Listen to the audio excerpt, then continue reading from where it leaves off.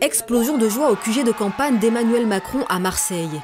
Le candidat d'En Marche arrive en tête au premier tour de cette présidentielle avec près de 24% des suffrages. Macron devance Marine Le Pen qui atteint pourtant le score historique de plus de 21%. Après la course folle, la libération dans le camp Macron. On a marché, on a même couru et là je pense qu'on est le premier au second tour. C'est extraordinaire et ça s'était jamais vu. Et la France se redresse, la France relève la tête et la France se remet en marche. Je suis heureuse. Autre première victoire, autre ambiance au QG du Front National marseillais. Chez les frontistes, pas d'effusion. Cette qualification était loin d'être gagnée. C'est déjà une belle victoire, c'est déjà un premier plafond de verre qui a volé un éclat ce soir.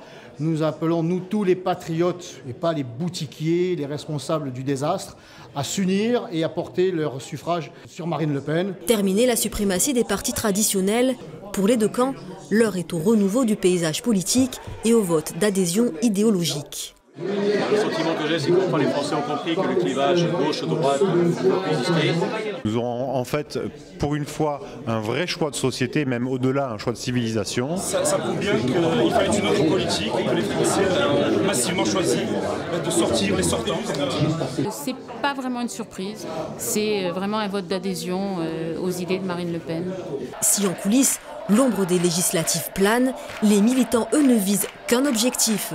Ils croient au potentiel de leur candidat pour accéder à la fonction suprême.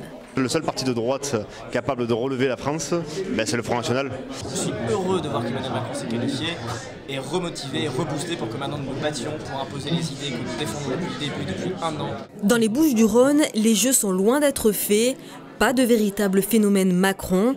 François Fillon éliminé, la vague bleu marine pourrait encore s'abattre le 7 mai prochain sur le département comme au premier tour et freiner, voire stopper la dynamique En Marche.